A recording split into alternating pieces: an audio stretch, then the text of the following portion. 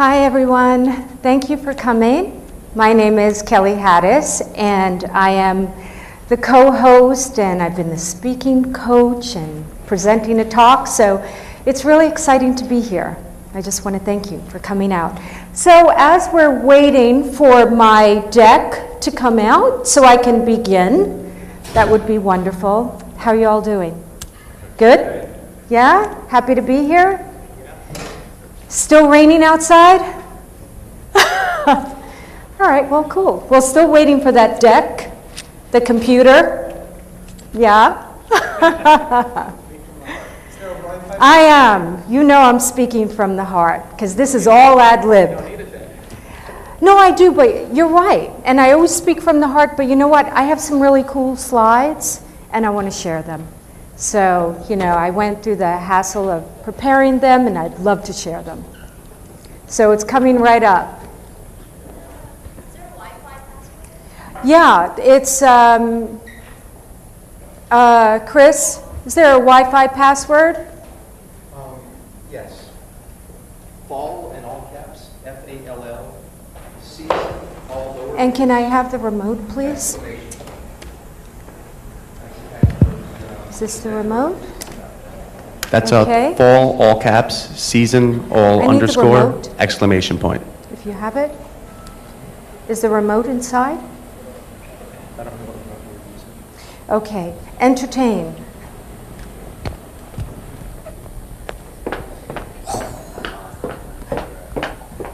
Is the remote in here?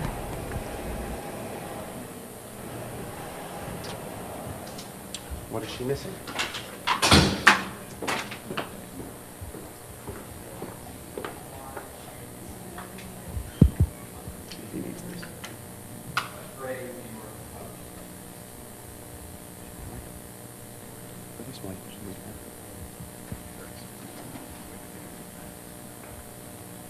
I think we're good to go.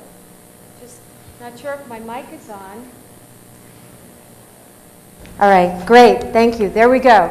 All right, so my topic today is about conversation in the short attention span world and where we've come. And we use platforms like Facebook and Twitter to get our ideas across, but we only have 140 characters to make our ideas come across, and often it's not enough. So we created code language, and this carries a certain subtext with it.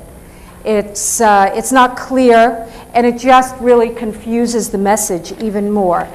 So ever since I was a young girl, I have been fascinated with acting, and I studied Shakespeare because I just wanted to know more about communication. I love it. How do people relate? How that human interaction? How do we move people? It just fascinated me.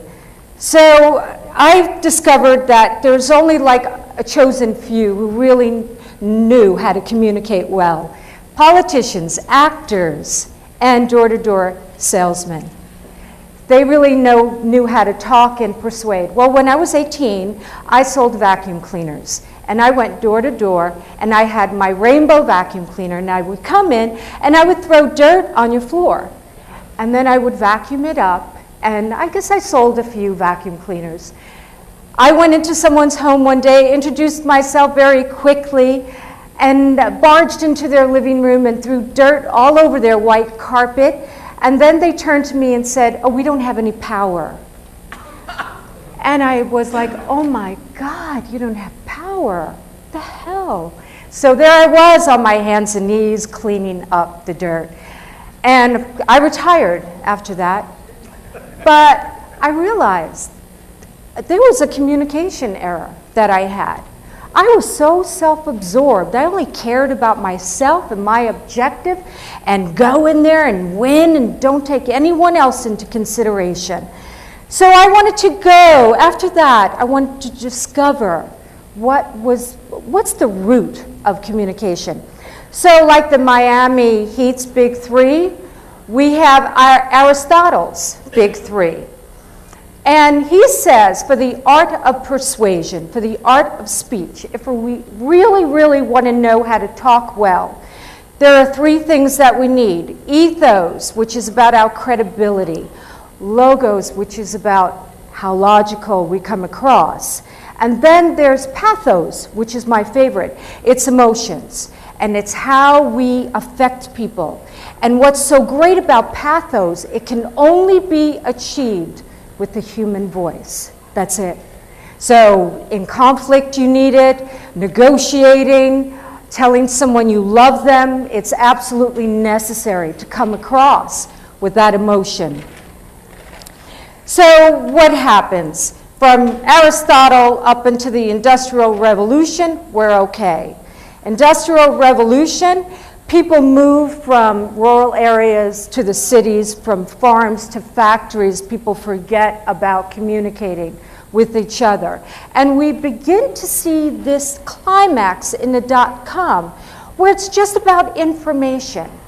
That's what we're concerned with. So we're kind of isolating ourselves. It's just the computer and me, our dialogue. That's it. So now what happens after the tragedy of 9/11? We start to come together more as a nation, even globally. People want to reach out. They want people to understand. They want to connect. So we yearn for that human connection. And something that happens at this point is Meetup. And Scott Heiferman, the CEO of Meetup, created technology that really was kind of stemmed from 9/11 because he wanted people to connect. So he wanted to use the internet. And ever since that, we've been out, like here, we find each other now on the internet. It's no longer weird. We make friends on the internet, business connections. It makes sense.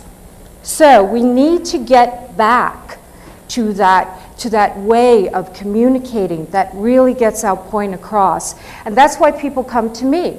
They want to know. They want to know how to do it because we've been away from it for so long. So our voices, in a sense, are being resurrected, and we really want to learn the art. We want to learn the technique, and actually, it takes a little while and it takes some training, but boy, once you find it, it's great. Public speaking, whatever it might be, in a boardroom, even on a personal level. It's so nice to be able to communicate your thoughts. So with that, with the information age, we're now shifting into the communication age, and this becomes really important. So now more than ever, while cultural borders are softening, and we're talking to people, halfway around the world in real time, we really need to have great communication skills. And who knows where technology is leading us in the future. Maybe there'll be technology that can read our minds, so we do have to make sure that we get our point across. Anyway, well, thank you. That is my talk, and I appreciate the audience. Thank you so much.